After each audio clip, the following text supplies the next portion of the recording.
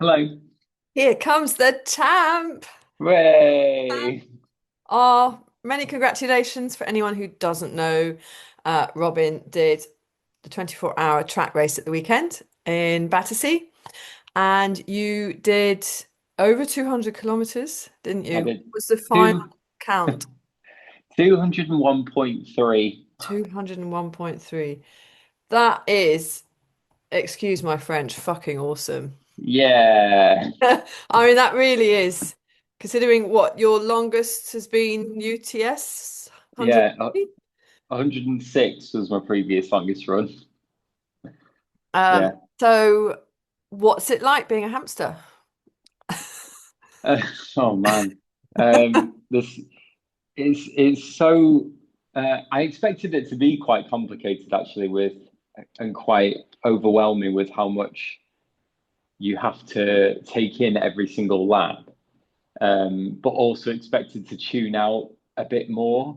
But actually, I wasn't able to tune out very much at all. Oh, really? It's really quite relentless in that you're having to, especially when I went through a period of not eating well and stuff because I started cramping around 125k because we hadn't got my sort of salts right and I'd started to go off solid food and I started overhydrating as well, so I was going to the loo all the time. Um, and then at that point, like you've got your crew asking every single lap, "Do you want this? Do you want that?" And then even at one point, Jen had gone. My wife had gone to one side of the track, and Claire and Gilda were on the other side. So every 200 meters, I was being asked if I wanted something, and Okay. Yeah. that's tiring in itself. Yeah. Okay. So yeah, a bit of an assault on the senses then. Yeah, big time. But I loved it. Yeah. And I will 100% do it again. Yeah, yeah. I think, I mean, it's a huge amount to take on board. Mm. For your first, it's yeah, it sounds like so much is going on, and at the same time you're trying to manage yourself as well as yeah. Mm. I've never really uh, considered the aspect of the yeah the track being busy and constantly Yeah. asking you. Yeah, I Yeah. mean, Because not, you hear about the race and you think, oh, it's going to be the sheer monotony of going round and round that's going to be the yeah, real that's the really mentally difficult bit. But actually, the running round the track never bothered me. okay, Um, yeah, and maybe I'm different there. Maybe some people couldn't stand that. Um, but yeah, I suppose the last couple hours, I was like, oh my gosh. The fact that it's a timed event as well makes it is very difficult because it's at some point you you have to you realize that actually it doesn't really matter how fast I'm running at this point. I'm stuck on this track regardless for at least yeah, another few hours. yeah, yeah. But actually, my distance goal and the time goal sort of synced up anyway because I left it to the last 15 minutes until I hit over 200k anyway. So it ended up being quite similar. Yeah, yeah, yeah. Oh, brilliant. And how are you recovering? I mean, how's that gone? Yeah. Well, having never really run that far before, I'm very tired. Really? Yeah. My left leg, because that was the one that cramped, was very sad. The rest of Sunday, Monday, Tuesday, it was slightly better Tuesday, but yeah, it got so tight and Oh, sore. really? I couldn't like fully stretch my leg. Like I couldn't get it straight without a great deal of like gently putting weight on it and just easing myself Oh, into a bit of no. walking. So, but it was kind of a yeah, not a war wound. That's a bit over. It's a bit of an over exaggeration, but I kind of It's not I wore something that will stay. I wore it with pride for the next Yeah. couple of days that it hurt. Like, good, I really did like push it, didn't I? If I'm a Did you? bit battered. Yes. Did you limp dramatically? What on the following days? Uh, maybe a little bit more dramatic with than I your needed to with your be. medal around my neck, going, oh, oh. Yeah. Oh God. Oh, sorry. Oh, this. Oh, well, I got it doing a 24-hour track race. Exactly. Yeah. That's brilliant. Well, you absolutely deserve to rest on your laurels. Did you get any sleep in, or did you No, stop for no, any significant time?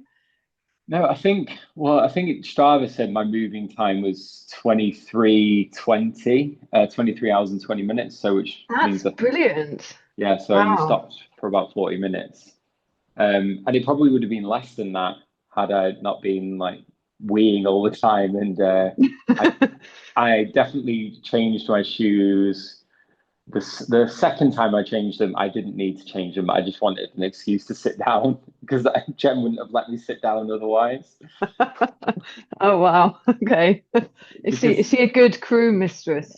she was a really good crew mistress, yeah. Because at one point I said to her, like, I really want to sit down. And she said, but you said that you didn't want to do any sitting down. And I was thinking, I hate you, but that's exactly what I want you to say. But I'm really annoyed that you've said It's it. what was needed. Yeah. Yeah. I suppose So but it's yeah. also difficult, isn't it? Because you give instructions on something that you don't really know. I mean, in the end, yes, it's what's the right thing to do, Mm, versus actually, my experience tells me this, or yeah, just yeah, reading up tells me that. exactly. Because I was a huge unknown, like sort of post 100K as to Yeah. what my body would be like. Like I've never gone that far before. Am I gonna have stomach issues? Am I gonna be able to eat anything? Like, are my legs or body gonna be able to handle it? Am I just gonna completely mentally break down? Like there were so Yeah. many unknown variables, and actually, Yeah. yeah, in the end, I think it went as well as it ever could have done, really. Oh, absolutely, Yeah. absolutely. Do you think there's an element of ignorance is bliss? Do you think that sort of curiosity and discovery as you're going through this sort of Mm. incredibly difficult, sometimes painful experience is almost, it allows you to go further because you're sort of, you're pushing your boundaries. Yeah, definitely. And I think that applies to any big race, really. I think if Yeah. unless you're a real unless it's like really like self-navigating and you do really need to have recce it and stuff. I think even in other big races when there are some big hills coming, but you don't know quite how big, it can help you a little bit mindset Yeah. wise to Yeah. just keep pushing on without knowing. And I think that did help in this circumstance, like just how dark is this going to get? And it turns out very dark.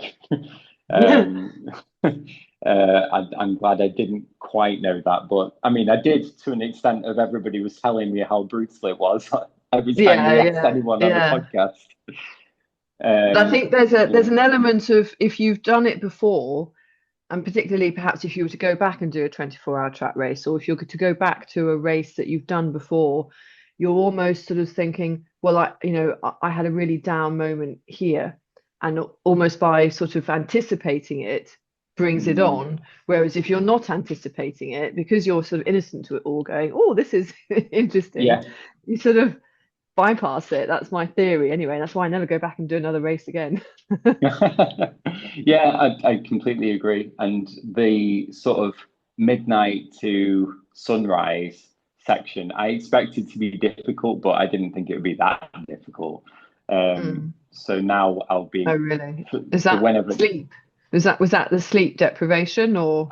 just like I don't know, everybody's energy just completely Mm. disappears from a track. It's not just you. Everyone slows down, everyone finds it difficult, and I think you can just feel that around the track as well. There's very few people pushing and moving well at that point. Yeah, yeah, So you can't really feed off each other in that sense. And similarly, as soon as the sun came up, like Jen and others remarked, just how much everybody was revived by that, and mm. suddenly there were so many like great performances from then to the end. Wow, yeah, wow. Mm, We are creatures of the sun, aren't we? yeah. So next time I need to be able to sort of prepare for that a little bit better and what can I do at that point. But that did sort of simultaneously come with me cramping and sort of like knocking my speed down. Mm. So Mm. next time well, just know to have more salt than I was having. Yes, I mean, I imagine with the cramping, Mm, um, do you that must be worse being on a track because of the repetitiveness of it. yeah, Um, yeah, it could but well have been. um, but we And have actually, go on. I was just going to say, and actually, the one thing I didn't estimate or didn't expect to happen was the sheer impact and of my legs around the track for that time, and just how Yeah, much that wears you down as well. yeah, yeah, Because then your yeah. legs are just like, ow. Yeah, funny that. Mm. Anyway, Yeah, Damian Hall has entered the Run Ultra Chamber of Horrors. Chamber of Horrors. Oh, we've got his. Oh, I've not seen your squirrel for ages. Welcome It's back. it's How a much are better thing you? to look at. Apologies. No, no, not at all. Uh, You Sorry, I'm do a bit know each late. other, don't you? I think Robin stalked you of some. I will have seen you. I've seen you around the spine and stuff, haven't I? You have, Yes. yeah, Yeah, okay, yeah. good. You've Nice. introduced each other. Well, welcome back. It's been a while, and you haven't been on our lovely shiny podcast instead of a sort of Ooh, you guys.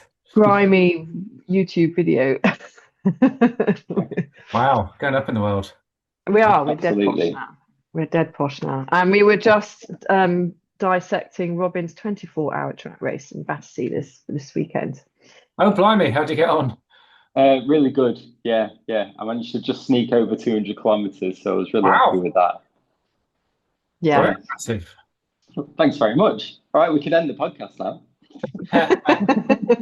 Oh, I've never had the courage to try. It's it's for lunatics. But congratulations. Thank you very much. You never had any inkling to do it at all. Only very vaguely when I chat to. I've coached people to do them, and you sort of get into the idea of doing them, and then you just go, oh, maybe not. I feel like I will one day, but I have been saying that for quite a while. Yeah. Well, age doesn't really seem to affect a lot of people doing it, so you've still got time to think about it. Fine, good, But good, good to know. Yeah.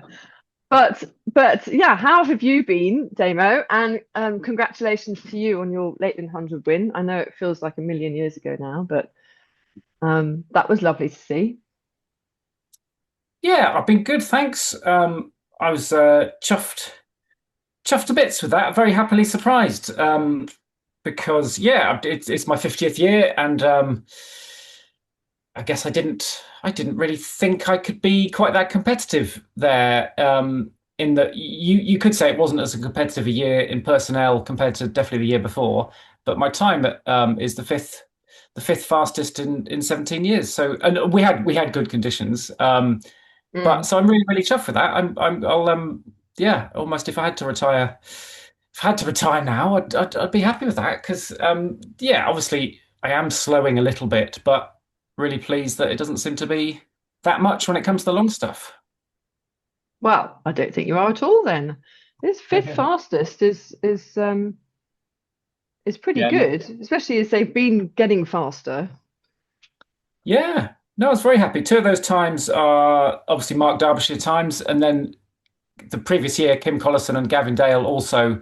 The previous year was incredibly fast, and Mark Derbyshire needed a new course record to beat Gavin and Kim. So three of those four times were the previous year. So yeah, that time that I ran would have won it every year except two. And yeah, we did have good conditions. I think someone who had done it a lot said it was the only time they've never had to put a jacket on overnight. Hmm. But I can't I can't do Uh, much about yeah, that. take So that, yeah, very definitely. happy. Yeah. But also, Mark dragged them to better times as well. So you could argue that if you were there for that previous year, maybe you'd have run even quicker. Maybe. I don't think. Yeah, I mean, Mark Derbyshire and Gavin and well, Kim and me are fairly compatible. We do, well, both compatible and compatible. We are we do find each other running together quite a lot in longer races. We were in the GB team together like 8 or 9 years ago. So yeah, we're fairly similar athletes, although I'm a little bit older. The other two probably are quicker than me. Well, they definitely are. But no, yeah, very happy with that. And also, yeah, it's funny because I did recce the route, and I was just I loved wrecking the route, but like I was frustrated. I was at times thinking, well, I'll try and do course record, splits for this section, or I'll try and at least practice race pace.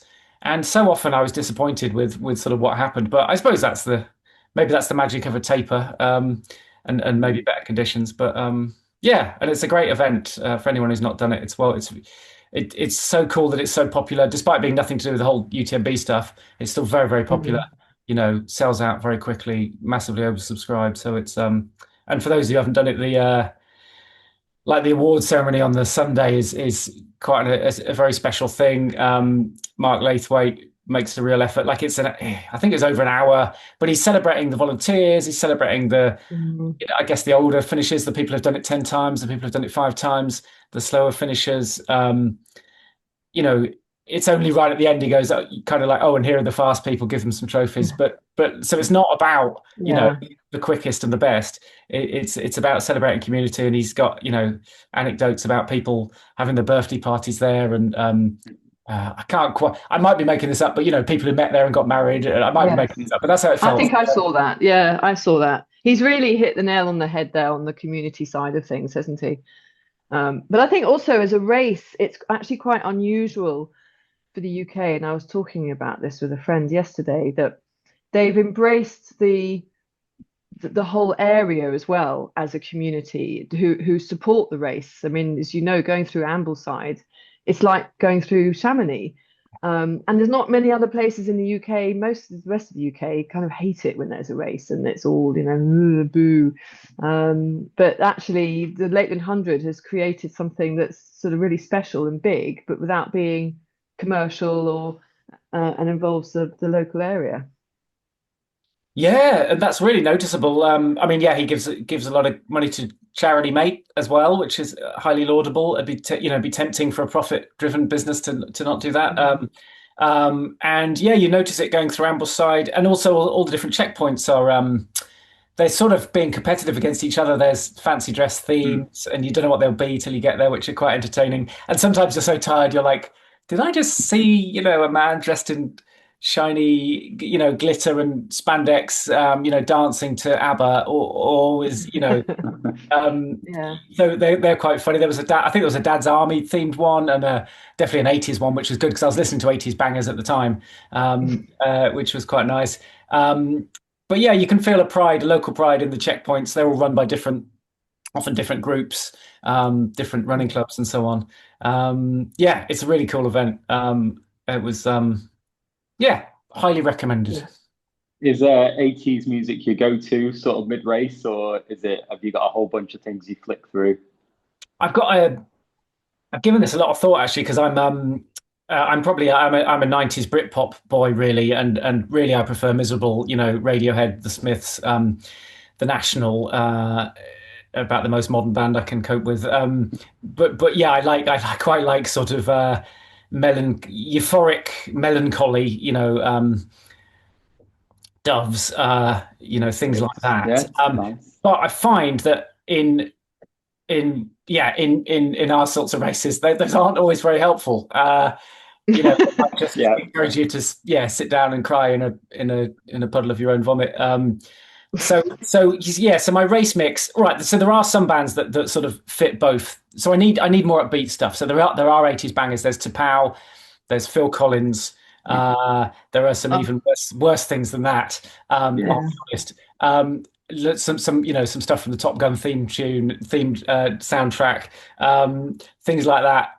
However, there are some bands that cross the divide. I think things like, I suppose, New Order or the Prodigy, Muse, bands that have a bit more what's the word, a bit more kick and a bit more rhythm. You do need a bit of a beat going, not that into electronic stuff, but sometimes that's helpful. But it's a real mix now, but I'd say it's 50% 80s bangers.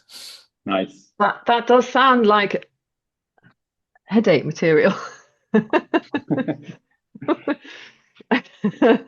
That's a real mishmash, definitely. Well, I like it to be quite varied and not know what band will be on next. I guess stuff like, if you're looking for more contemporary, I guess things like Kings of Leon, things like that, I suppose, are a bit more Arctic Monkeys, I'm Mm. not totally stuck in the 90s, but those sorts of, that does it for me, that sort of stuff, I suppose. But yeah, throw in a bit of Tapau as well. And that Oh yes. gets my Timer in emotions. your hands. Yeah. Oh. Yes, exactly. I completely the like when you say like cry in a puddle sort of thing. I try at the moment. I for the track race, I downloaded a bunch of history podcasts because that has been distracting me really well recently. But I had one on the Irish potato famine, and I listened to it for about 5 minutes, and What? it was so bleak. Coupled with going around the track, I couldn't. I had to put on some 80s music very soon after Oh, that. wow. Yeah. Robin, that's suicidal. And then they were talking about like burying children. And I was like, I can't listen to this. All Yeah, so right. there's a recommendation to not listen to stuff like that. Yeah. Yeah. Wow. Anyway, yeah, sorry about that. Yeah. And more recently, your three solo, 2 point, um, 2.5 solo.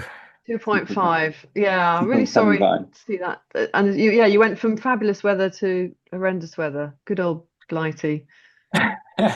Yeah, I mean, yeah. So I had this. I guess I had this idea of well, something that both Mike Hartley and John Kelly have done, but I wanted to do it a bit differently.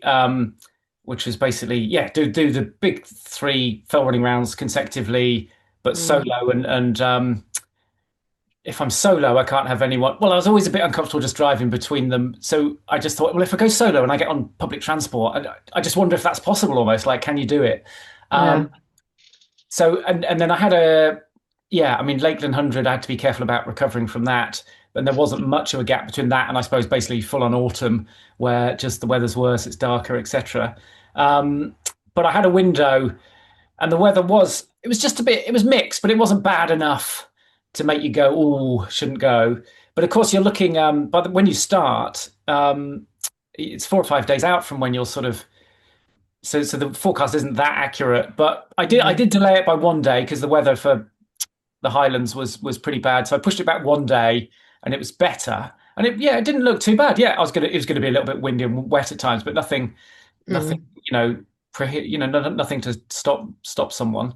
Um, so I did the Charlie Ramsey round, set off 9:30 Monday morning on my own, and had a brilliant time. Yeah, it was quite claggy early on, little bit of drizzle, but yeah, I remember late afternoon having a lovely spell, and then the night, the night, yeah, a little bit of drizzle, a little bit of rain, but not, nothing too worrying or anything. And finished it. I was hoping for close to 23 hours, but yeah, 24 hours by a couple of minutes. So that was quite exciting because I gave myself that target dashing down the bend. And of course, you've always got someone. I hope this doesn't sound cocky, but you've always got someone saying, "Oh, have you been to the top?" And you're like, "Well, I've been to 27 tops," but you don't want to. Yeah. I didn't have time to stop and tell him, so I was just like, "Oh yeah, it's fine, yeah, it's fine." So I dashed him down there, trying to get under 24 hours because that felt that felt important. Yeah. Also, I Definitely. realised I was already late for my first bus. Like I was hoping to be nearer 23 hours, but it was a bit of a guess, really.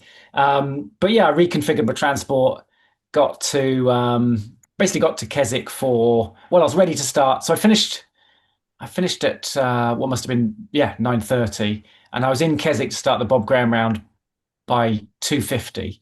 Um, Okay. and that's dropping my bag off at the round, the bar right by the moot hall, and they got a burger and chips from them, so I was pretty happy. Oh, and I'd snapped two poles on the Charlie Ramsey, so I quickly popped into a shop as well. Luckily, Keswick loads of outdoor shops, so I quickly popped in one. Couldn't find any lecky poles, but I got some like really strong hiking poles.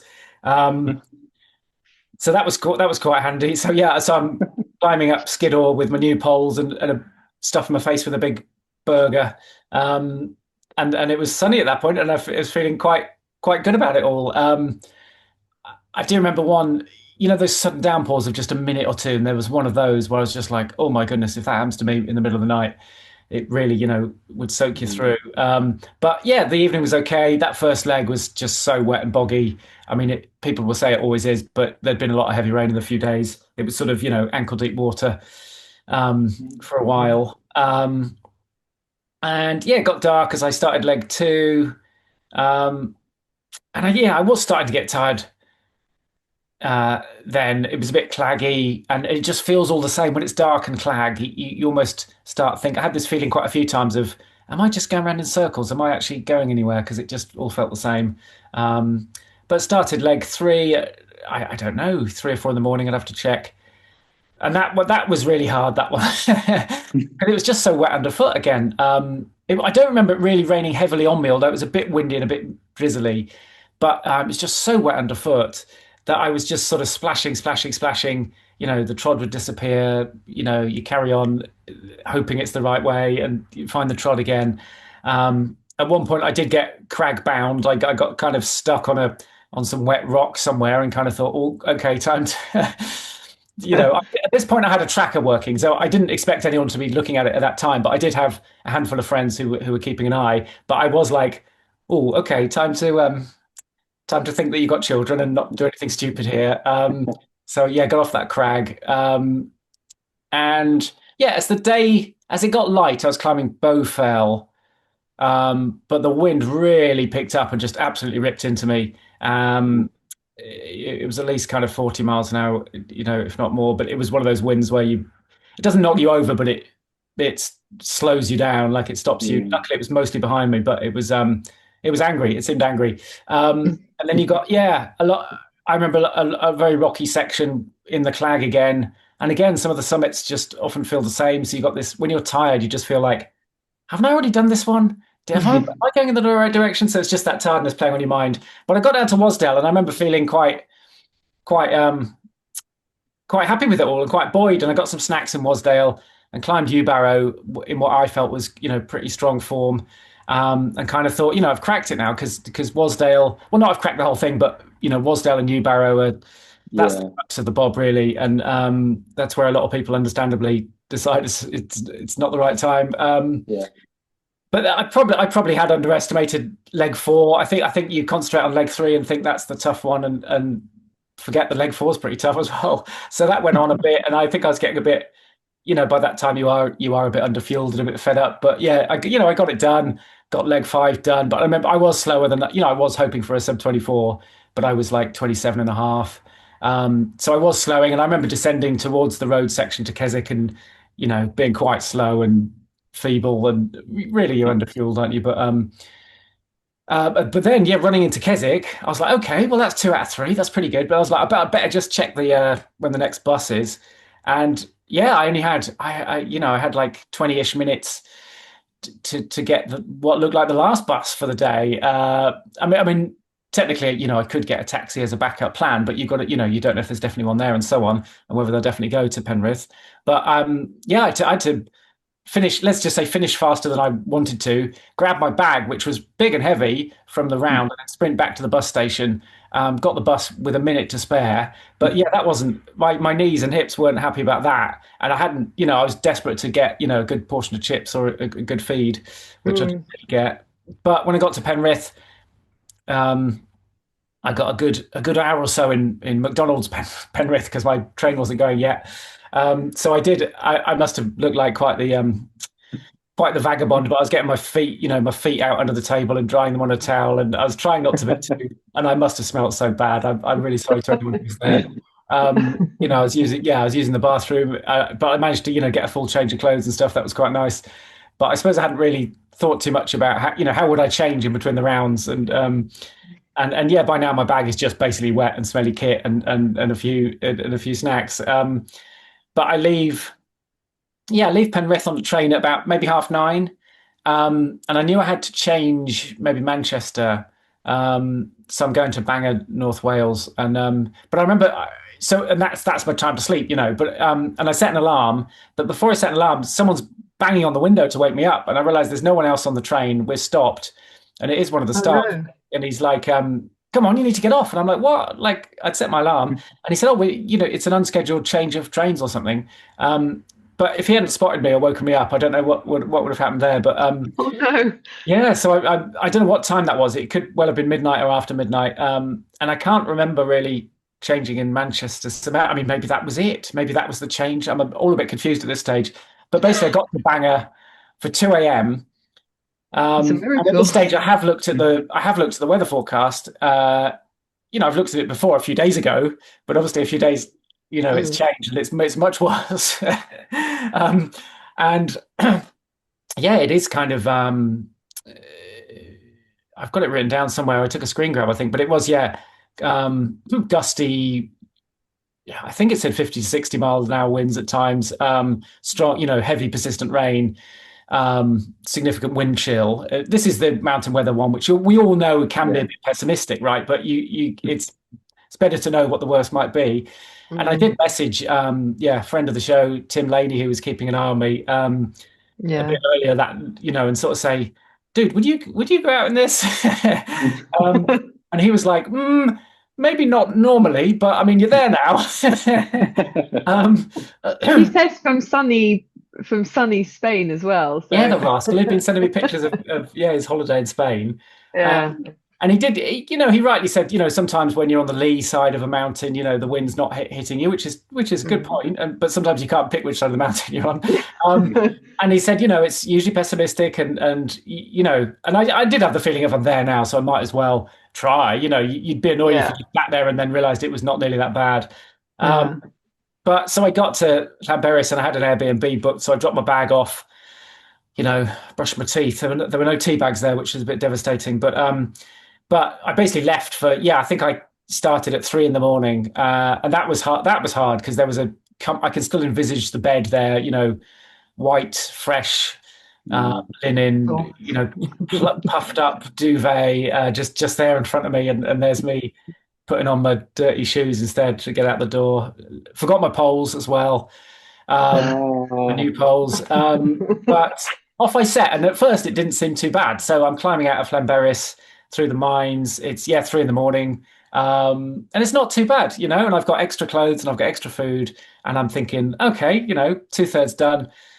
This is exactly the adventure I wanted. This is the thing. So it got light over the Glidders, which is gorgeous, and over Trevan, which wasn't too bad. A little bit drizzly, and then I remember down in Olwen, it really rained on me for a bit. But and the climb up Penny Olwen. Yeah, it's just rivers coming down. And the path is a river. But by the top, it wasn't too bad. It wasn't raining that hard. So I did that section. It's all getting a bit slower than I hoped by this stage. It's always a bit, each leg is like half an hour or more, a bit slower than I hoped. But yeah, did that section.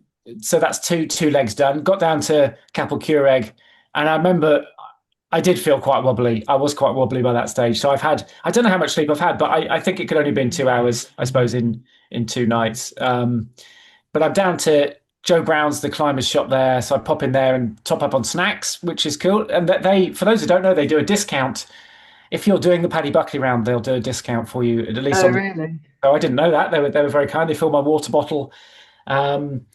But really, I wanted a cup of tea and some cake. But I did make the time to pop into the Plasty Brennan centre, which is on the route. But got a fresh cup of tea. Although they couldn't find me a big cup, but I got a cup of tea and some really delicious vegan cake.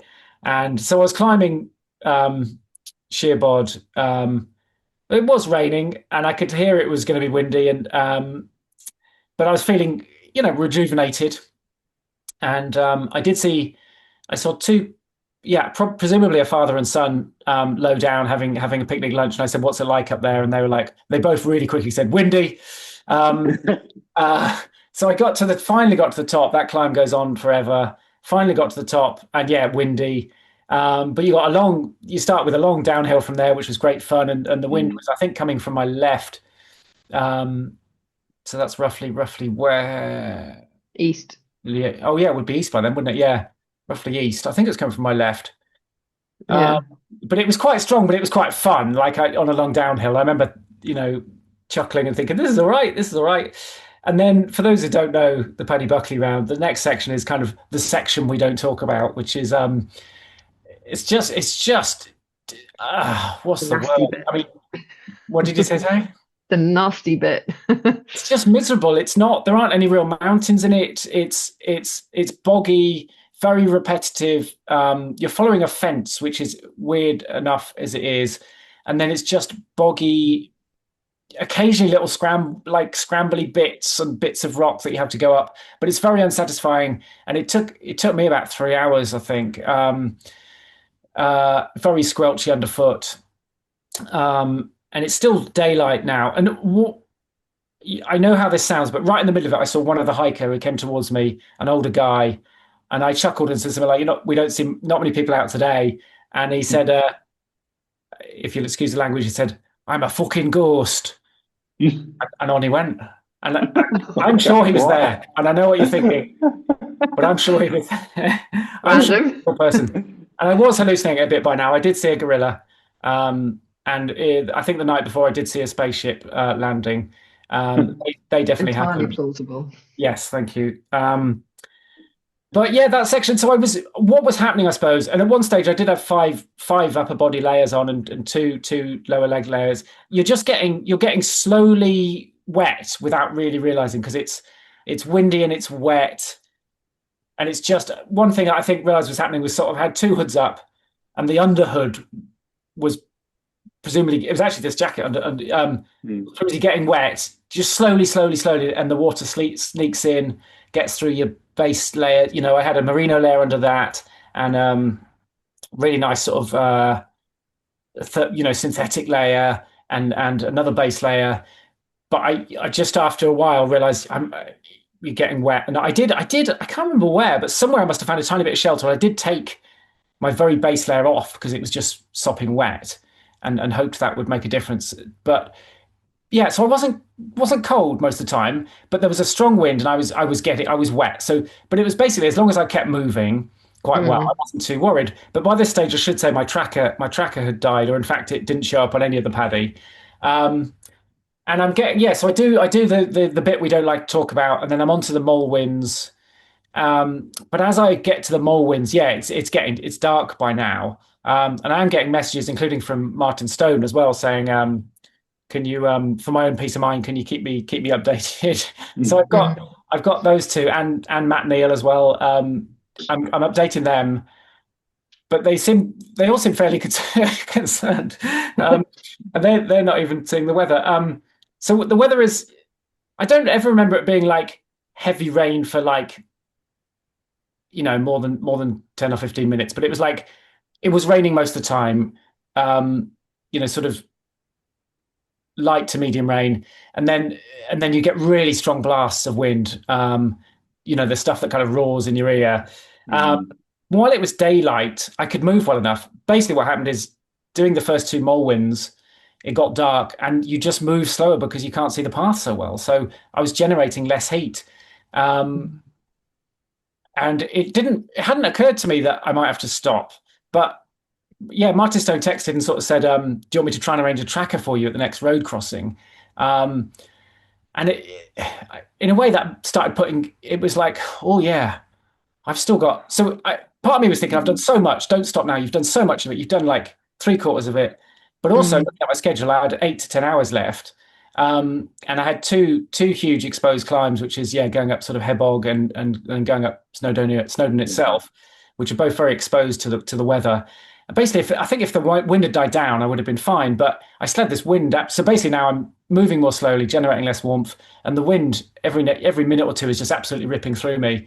And as I'm starting to get cold, I never quite shivered, but I was like, if I start to shiver, it creeps up on you, doesn't it? Yeah.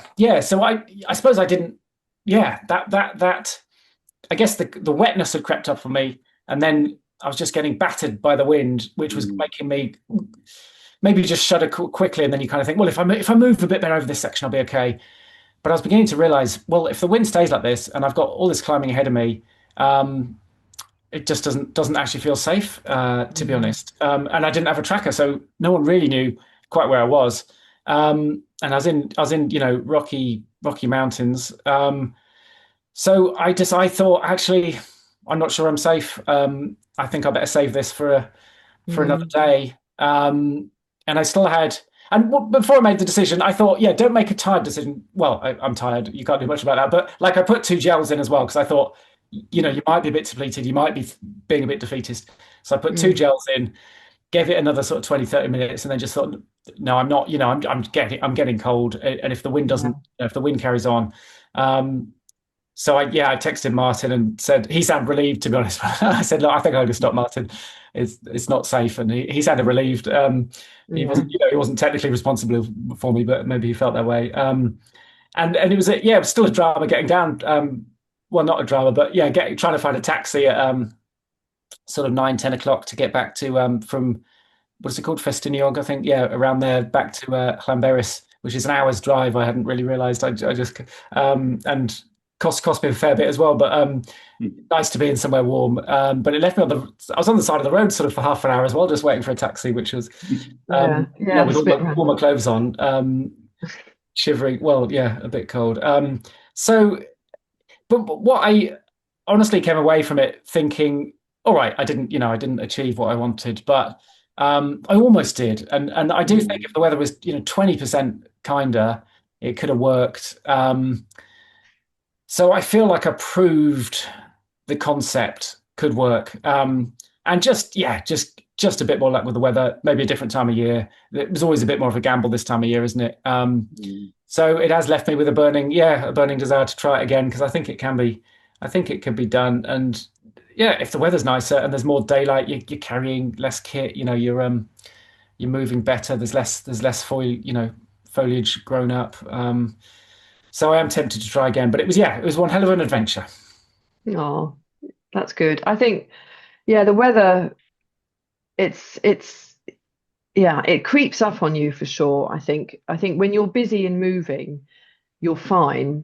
And then the moment you stop and then you realize how wet you are, and then actually you realize, I think once your core is cold, it's very difficult to come back from that. And your core can get cold without you really realizing, and you'll just stop suddenly and go, actually, I'm really bloody cold. So I think you definitely did the right thing. And I don't know how anyone, I mean, in that, for 3 days solid,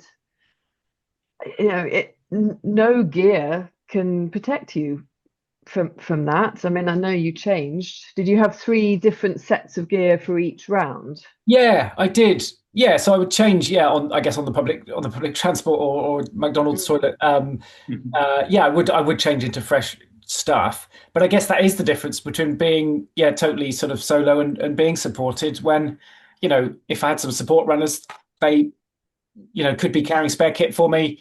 But at that stage, a new waterproof wouldn't have helped. It would have been a complete change. But that is the difference. And John Kelly, I can't remember if he said it publicly or privately, but he kind of said, when I did it, I had 3 or 4 people running with me, and they had all and didn't at one stage on the Charlie Ramsey on his grand round, I think he ended up with 7 layers on or something crazy, because he was injured, so he was going slow. But they had the spare layers between them. So you could say that proved like it couldn't be done solo, but I think in better weather it could. But another thing I was really thrilled with was simply how my body held up, because both Mike Hartley and John got a really bad injury, and both of them basically their third round was 10 hours. Both their first two rounds were sub 24, but their third round for both of them was 10 hours longer. Wow. So, and I wasn't injured. Of course, you got fatigue and your legs are grumpy and so on. But so far, I didn't have an injury. I mean, maybe it was just about to happen. But I was really pleased with that. That was, I felt very fortunate about that. But I mean, and it does come back to that classic thing. If we do things like my 2 other races this year have gone amazingly, couldn't have asked for a better outcome or experience. But if that's happening all the time, we're possibly not challenging ourselves. Each to their own. But I did something that was at the edge of what was possible, and it, the fact it didn't work out proves that. So it's I guess that's what I wanted from it, to be tested. It's so frustrating with the weather though, because I don't know what it's like there, but it's basically been sunny pretty much ever since. It's a lovely day today, and it looks. But you did manage to time it for the first rain in like the whole of the summer. It feels like that. It does feel like it, because we've had a really But I think I don't know if I could have gone too much sooner, because it's always tricky. I've got childcare and commitments, and obviously work commitments, and like most people. I mean, I can be maybe more flexible than some, but I had that window there, and I had like a full week within that window to sort of, and I was able to maneuver it a bit, but I don't regret going because the forecast at the time wasn't bad enough. No, no. But it got worse. And the logistics, did they work as you hoped, expected? How did you get from Fort William to So I did get a taxi into Fort. Well, yeah, taxi from the bottom of the Ben Nevis to Fort William because it's only about 2 miles, but it's like once you've got your kit bag. So I'm Yeah. carrying a kit bag with basically spare food and spare kit, but absolute minimum amounts, and it's still really it's really heavy. Mm, So I got a taxi into Fort William, and then Fort William. Actually, you could get a train or a bus. So this was part of the joy of the whole thing is plotting all of this. And again, Martin Stone was messaging me saying he would have loved to do that, all the logistics of planning. And there's a great website. It's called Rio to Rome, which is great for travel. So yeah, from down from Fort William, you can get a bus or a train, and then train to Glasgow to Penrith, and then your bus Penrith to Keswick. But they're pretty regular. They're like every 30 minutes during the day. But that transport totally dictated when I would try and do the rounds because there's no point in finishing around at 3 a.m. because yes. there's no transport. And I mean, you could book a taxi, I suppose, but that doesn't really seem in the quite in the spirit of it. But so that was fun. It was fun to do all that. But then, of course, it had to be a moving picture because you couldn't be certain what time you'd finish. And even that first one, I was a little bit out, and then the next one, I was way out. And then also, do you buy the tickets in advance? I definitely lost some money on some tickets I didn't take up. But it's all I found that quite exciting and quite fun. What I maybe could give more thought to next time is, I suppose, I guess well, I don't know if I could carry much more on my bag, to be honest. You need a pair of spare shoes, spare poles, as I proved, spare everything. And then you need a load of food. But I still bought quite a bit of food on the way. And I'd maybe take like a travel pillow next time, maybe. I did take an eye mask. I was the guy on the train with the eye mask on, but the travel pillow would have been nice.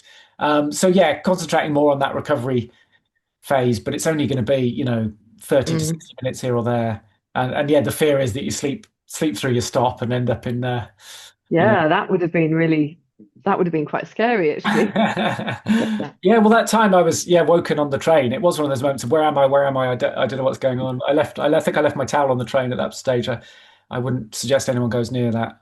But I think that was part of the fun. I mean, I didn't love being dirty and smelly on public transport, and that's not nice, and hopefully I didn't actually have to sit next to anyone or anything, but that's not nice for most people. But other than that, it was quite exciting to be able to just pick up your bag, get ready for the next one, off you go.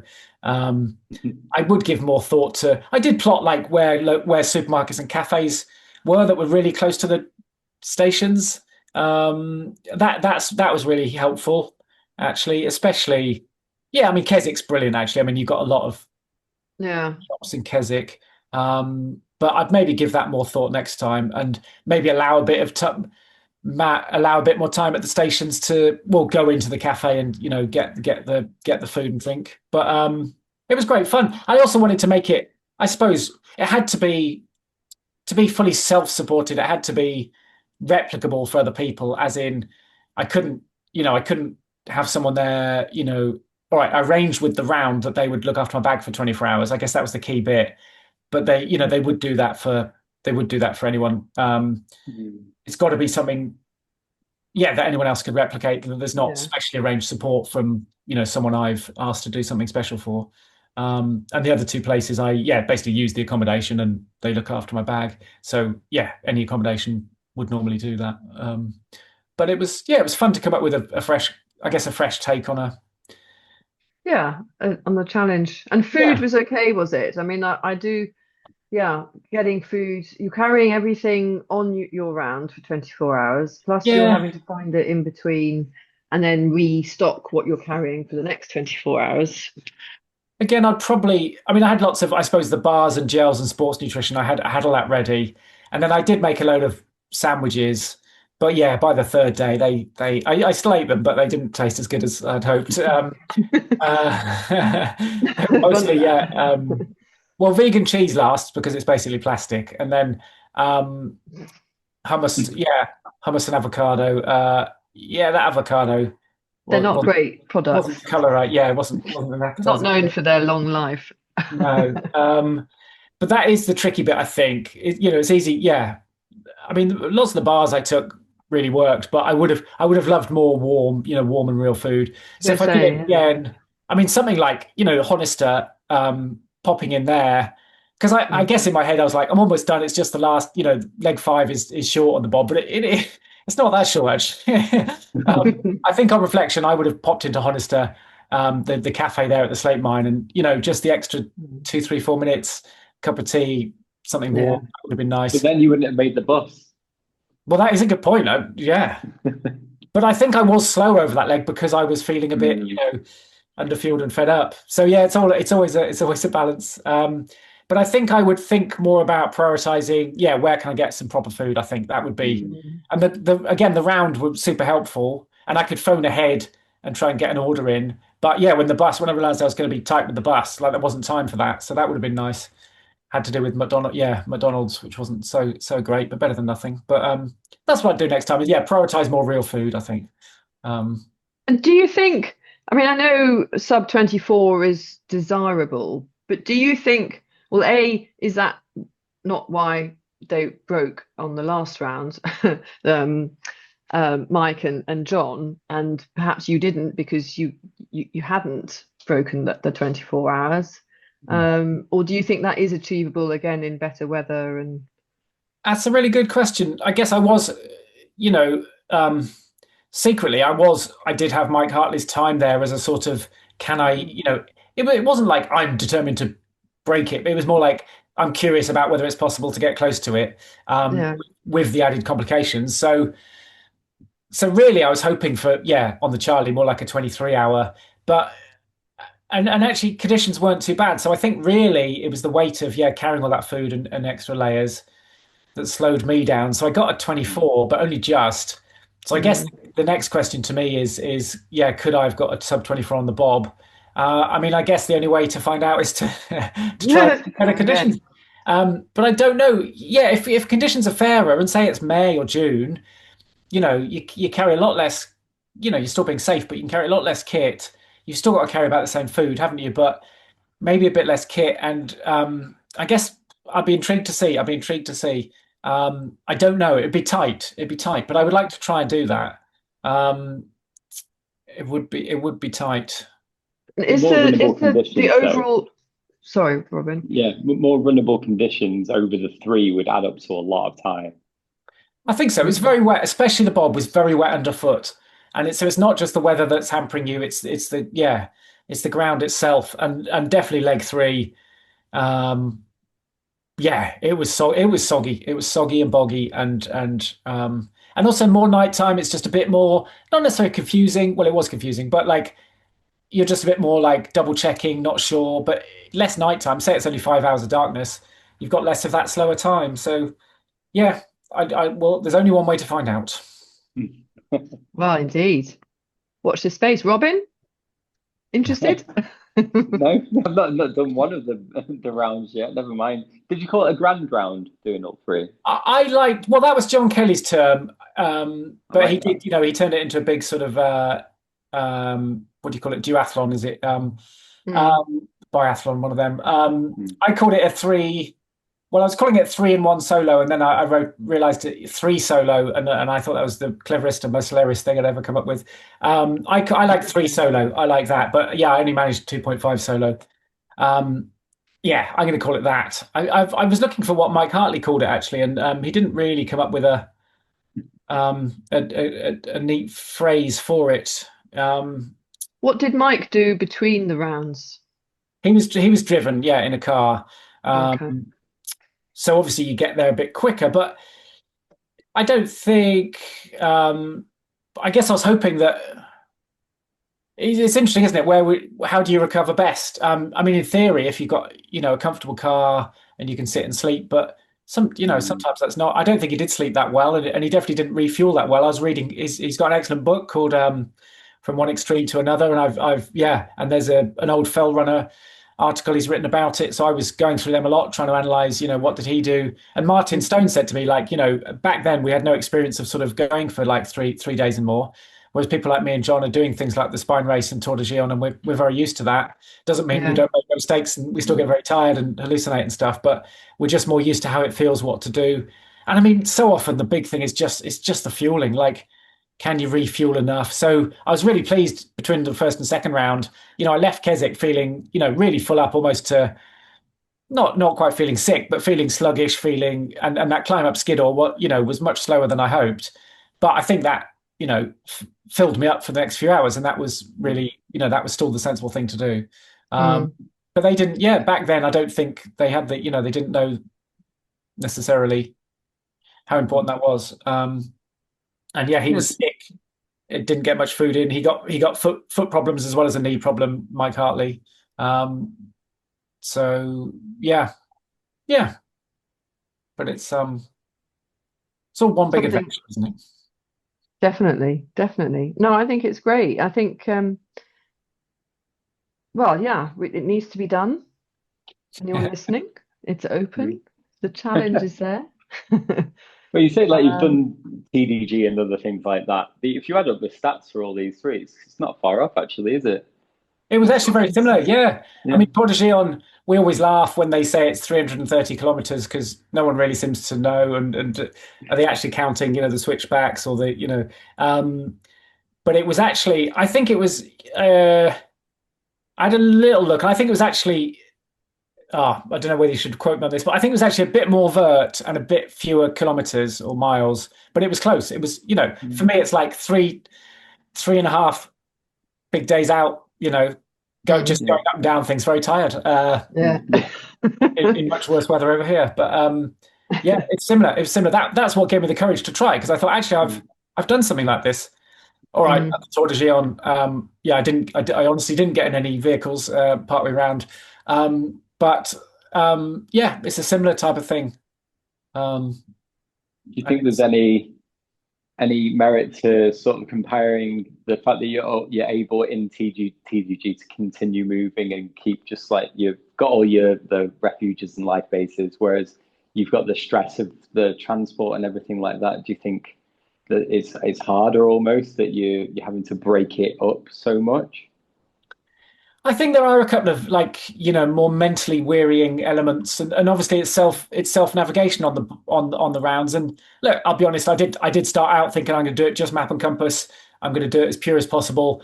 And then when it got down to it, I was like, this is so difficult already. I'm going to have a GPX file on the watch as well. But I mean, the map got plenty of views, so you can see them if you want. But so you got the self navigation element. Which obviously adds that mental weariness at the Tour. It's pretty well marked most of the way. And then when it comes to the downtime, the non-running time, normally you'd hope to be able to chill, but I was worried about buses. I was phoning ahead for taxis. I was booking a ticket online on my phone. There weren't many moments where I could really switch off, and that did make it quite hard actually. And then you're more mentally tired. And almost being on the hill. Yeah, I'd say being on the hill was more mentally relaxing actually than off. Yeah. It's mad, that, isn't it? You wouldn't think to factor it in, I don't think, until you've experienced it. Yeah. It's a fascinating side of the whole sport, really. That and that is what I've struggled with at the Barclay Marathons. Actually, is the extra sort of mental fatigue, the mental weariness of being. You get no GPX file there, let me tell you. But so just the extra mental weariness of constantly having a level of alertness, whereas at the Spine certainly and at Tour de Gion, you can pretty much switch off and go, right, I'm tired, but as long as I keep seeing those little flags, at Tour de Gion anyway, the Spine technically isn't marked, but I guess I know the route well and the GPX is good. But you can mentally switch off, but at Barclay, you really, really can't. Or if you do, you end up doing what I do. But no, I mean, many others. I mean, that's what's fascinating about the sport, and that's what Alex Hutchinson's book Endure was all about, wasn't it? Is fatigue in the mind or in the body, and we increasingly see studies where it's in the mind. the mind first. There was a recent strength training study, I believe, that was sort of saying, no, your muscles haven't fatigued. Your mind is just the perception of your fatigue because your mind has stopped first. It's fascinating, isn't it? But then the next stage is how do you tell your mind that it's not tired, but using your mind? That's tricky. But it is tired. That's the trouble. It's Yeah. your mind is telling you your body's tired, but actually it's tired. And that's that's obviously why we need so much sleep. And I think there's been more research now, or more people are turning to sleeping and eating more on those big like Tour de Géant races, aren't they? That actually you need to reset the brain, don't you? Well, the winner this year of the Tour de Géant did something really surprising. Actually, on the first night, he arrived at a life base in the middle of the night in first place and slept, I think, for about an hour and left. I think someone said 29th position or maybe 19th, but way outside the top 10, 15. Even though at that stage the minutes between positions aren't that big, but then bounced back and went on to win, which is it's pretty unusual in our sport to sleep that much that early. So it's still an ongoing experiment and it's fascinating. I mean, on my 2.5 solo, I was perfectly prepared to have. I'm pretty used to having sort of trail naps, on the hill, but it was never. I think the weather. The one thing about the weather being like that actually it does keep you more alert and more kind of awake. When the wind's whipping into your face and you're getting wet, it helps keep you awake to an extent. But yeah, the sleep deprivation. I feel like I've got lots of experience of it now, but it's still an ongoing experiment. It's very hard to get it perfect. The winds Too many variables. on those Snowdonia hills are just absolutely brutal. They're out there. They're one of the few like mountains that I've experienced winds of like 50 to 60 miles an hour, and to continue pushing through that, even on fresh legs, isn't easy. So 2.5 through this grand round or 3 round or whatever it was. I'm not surprised that you had to call it. Really, it's not something that we're meant to be able to do. Yeah, thank you. No, it was well, what did I want above all? It was to have an adventure, to go out and try something difficult, but have an adventure. And I've got these little stories that like that guy I met and hallucinations and just feeling alive as well, isn't it? Just out there feeling alive, feeling some jeopardy, feeling the weather on your face. That's what it's all about. So yeah, I'm happy to have had that. The ghost guy, I can't believe that. Of all the things to say to someone in that sort of state, and those are the words that comes out of his mouth. Yeah. Yeah. Wow. He was even there. Well, do you think you did your mountain leader, didn't you? Was it last year or the year before? Year before, I think, yeah. Do you think that's helped you? Yeah, I think that has made me safer. It makes me prepare more definitely in terms of a bit more in terms of kit, and also thinking of alternative routes, I suppose, of get out strategies. I think it does that, and then I think it did help me then, because I was kind of thinking, well, and yeah, I was thinking how safe am I? How safe is it to carry on? I think it has helped me a lot. And now also, if I plot a day with the kids, for example, they're getting older and they're pretty reluctant to be dragged up on hills. But like I often think, well, how can I shorten the route? If the main target, because in the past I'd be like, right, we're doing this, and halfway around everyone would be really fed up, or the weather wasn't as good, or and it's like, oh well, that's the only way now. Like we're committed. Whereas now I always think, well, okay, how can we shorten? And I put on, if you don't mind the plug, like spine training weekends now as well, and. In fact, on the very first one, we had to do that. The idea was to do the leg over Crossfell from Dufton, and actually the weather was pretty bad. So we shortened. We were able to start elsewhere, just off the route, and we still went over Crossfell. So they got that experience, but we were up in the terrible weather for a lot less time. And then people they had an experience of spine weather. They had an experience of Crossfell without. Oh, technically we didn't go over the summit of Crossfell, but close to it. So I went to Greg's Hut and so on without of having a horrendous time, Mm. So it has. I used to be a lot more like, no, this is what we're doing. This is, and now for both, with other athletes, with myself and with my kids, I think it's almost like, yeah, giving yourself options. Yeah, And no, I'm also, really glad. Sorry. well, how to look after other people as well. Yeah, you do have to think about that a lot, actually, and yeah, it's sometimes packing spare layers for other people, whereas I maybe wouldn't have before, and also, yeah, trying to gauge people's when I'm leading groups anyway. Yeah, getting that knowledge beforehand of what's their level of experience, because sometimes we just think, oh, everyone's runners, they know what they're doing, and then you realize, yeah, they haven't brought a key bit of kit, or they didn't really know that they need to be, getting in more snacks. So yeah, it's been really helpful. I'd recommend the mountain leader thing to anyone who's going out regularly, because I did it primarily, I suppose, for the navigation, but it taught me so many other things. It's a really good thing to do. We'll all be safer and have a better time for that knowledge, I think. You mentioned dragging your kids out on hills and stuff. Have either of them?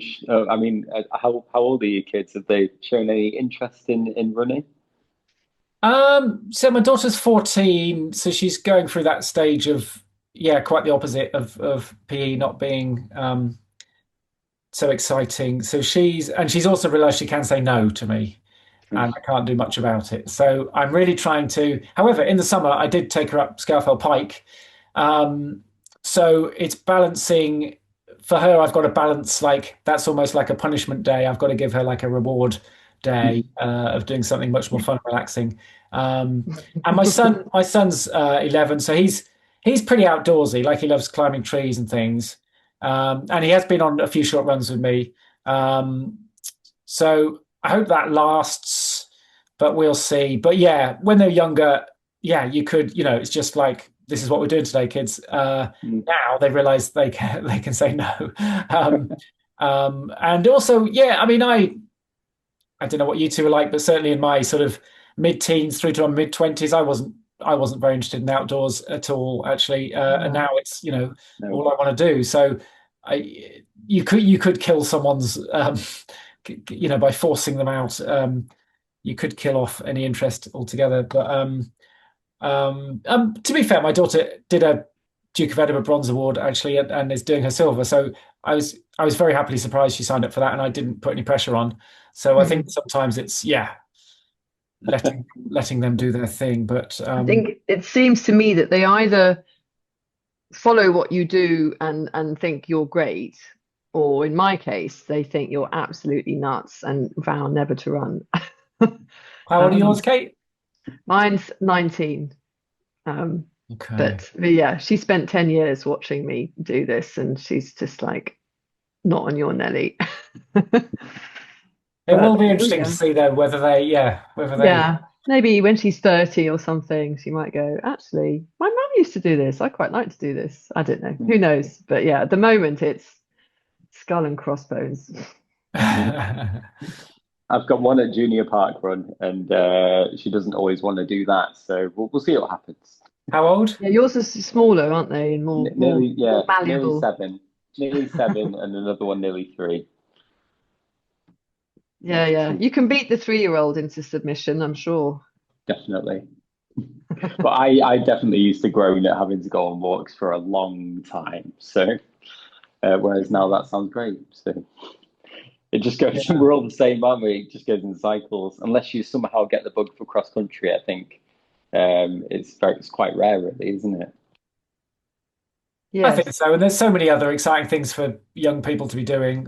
So I think all you can do is, well, I don't know, I'm not an expert, but all you can do is plant the seed of this. This is one of some exciting, fulfilling things you can do, in your life. And then I guess you hope they pick it up later on, I suppose. Yeah, definitely. But at least show them in the first place. If you don't do that, I suppose, then they never they're less likely to. Right, well, any plans for the future? Anything? Yeah, I've signed up for a shorter spine race. I'm going to do the Sprint North. Oh, exciting! I did do the sort of dummy run of the past spine race this year. And yeah, it'd be nice I just don't. I think I will do the full spine again. Although I must. This Challenger North is very appealing as well. But I just Mm. don't quite have the fire in my tummy for the full spine at the moment. I have, started it 5 times, finished it 4 times. You've got to. I know I'm stating the obvious, but it's quite a slog. So you've got to have a fire burning that means Yeah. you've got to really want it, I suppose. And at the moment, it's hard when you. Well, I'm not. I You don't don't want to, need to. well, I that's it. I mean, mean, I have won it, so it's yeah. going back, and I've actually also placed second, third, and fourth. So, like going back, yeah, you've got to. It's hard to get your sort of goals. What Mm. are your goals? Of course, I'd want to give my best run there. Will that be satisfying enough to get me to the finish? I think right now I haven't quite got the hunger for a full spine, but I think I will again. It's fantastic, as you both know. Just incredible to be part of it in any way. Really, it's just so cool seeing Yeah. people. Well, people try to do difficult things. It's amazing to see. Mm. Doing that sprint north is going to be really weird for you, moving so quickly over that final stretch. Yeah, it will feel a bit like cheating, getting to the wall, I think, before everyone else, or at least that race gets there before the other races. I Yeah. think that will feel a bit weird, but it's nice because I had that dummy run in January. It's really nice to do that section without being trashed because it is one of the best sections, over the Cheviots. But normally you're Mm. not really appreciating it, let's say. Whereas you do it like this, and you're like, oh wow, this is exciting, this is fun. Weather dependent, but yeah, no, it's a really good idea. That one, that's a really good idea. Anything else? Nothing really solid yet. I guess I'm just thinking about next year, and I think I don't mind saying, yeah, I think I will try this three solo again. It's got under my Mm. skin, and it was close enough that I could see. I couldn't quite see the finish, but I could see how I could finish it in just better weather, really. So yeah, I think I will try that again probably next year. And yeah, I'm just thinking, weighing up 3 or 4 other things and trying to see how they'll fit for next year at the moment, which is yeah, a really nice place to be. And another year, I suppose the big goal is another year uninjured, really. That's the Yeah, that's the thing not to be taken for granted. definitely. Especially Well, at you our clearly, age. yeah, clearly very well researched and all the strength stuff. So that must play a part in at least keeping you closer to the non-injured side. Well, yeah, I do. I do outsource my strength work to Pete Stables at the moment. I've had a couple of other strength and conditioning coaches in the past, but I'm really interested in it myself. Yeah, and I'm actually, if you'll allow a cheeky plug, I've got a book coming out in the spring on it's going to be called Run Forever, and it's basically the idea of how do you keep running strongly as you age. What are the key things? And probably most people would guess, strength training becomes just so critical, so much more important. And yeah, I'm taking it seriously, and I've actually got a nice spell of a few months now where I've got a bit more time to properly get to the gym, 2 or 3 times a week. In fact, I was there this morning already, to do proper strength work rather than sort of, it getting compromised or forgotten about. So yeah, I'd recommend. Well, not just any mature runners, but any runners, ideally Mm. doing some additional strength work. Presumably, it's the sort of thing that the sooner you start doing it, the better, really. You're sort of offsetting that aging aspect. I mean, if you start doing strength earlier, not just, oh, well, I have to now that I'm 45 or whatever. Yeah, well, I've been researching a lot of these sort of longevity experts, but and they are usually sort of academics, and especially in America. But a couple of them say like the critical decade, from a health perspective, but is 35 to 45, because that's when we're sort of taking things for granted and maybe a bit busy. But by the time you get to 45, if you haven't looked after your health, I mean, we're runners, right? So we are doing some of the stuff right, but running isn't enough necessarily for female bone health. And yeah, we get muscle wastage as we get older as well. So yeah, their argument is, in that 35 to 45, we should be, and anywhere from even just before 30, we're going, whilst our body is starting to sort of decline in some ways. So Mm. yeah, I mean, obviously, regular exercise, running is brilliant, is a great thing to do. But we've also got to keep those VO2 max workouts going, unfortunately. And then strength work is the other big thing. And yeah, it gets more and more important. But yeah, you can't start too young. You also can't start too late if you're listening to this and you're 60, 70 and think, oh, I haven't really, or I've left it too late. Yeah, these experts say it's, but of course, the longer you leave it, you're starting from lower down. Yeah. But muscle does so much for us. I had no idea. It's part of our metabolism with insulin and sugar. And there are studies that show better leg strength correlates with better cognitive performance, which in twins, which was quite surprising. Wow. There are 3 or 4 other things as well that the muscle benefits us. So it's it's absolutely critical for health as well as performance. Wow. There we go. So Run Forever next spring. That's due Yes. out. And you've got a spine recce community shindig as well. When's Yeah, that? that's coming out soon, isn't it? Oh yes, late November. I've only got less than a handful of places left, but if anyone's interested, where is it? Thank you. 28th to the 30th of November in the Alston checkpoint. So we're using one of the hostel that's a checkpoint for the race. And we'll do a couple of long runs on the Pennine Way and various workshops, various experts who have done lots of spine finishes. We've got at least one repeat booking from last time, so people are we'll do some navigation, whatever. Well, we ask people, what are the key things you want to learn, and we can adapt it to them. But yeah, people want to learn navigation definitely, and talk about kit and nutrition and psychology, and yeah, it's all covered. You can go on the Spine website and you go to, I think I have to double check, but it's on the Spine website, or just message me via Instagram. I just did a post. But yeah, thank you for letting me plug that. Should be fun. No, excellent. We will wrap up. We've been ages as always. We've had lots of fun, but we have got just a little set of questions to ask you, which are very important and are critical to the podcast. Oh, yikes. So, dogs or cats? Cats. Books or movies? Ooh. Books. Gels or solids? Solids. Weights or treadmill? Weights. Porridge or toast? Toast. With nut butter. Bog or mud? Bog. Yes. You had to say bog. You had to. You had to. Bog. Fantastic. Thank you so much, David. Thank you. Keep doing what you're doing, and catch up another time soon. Definitely.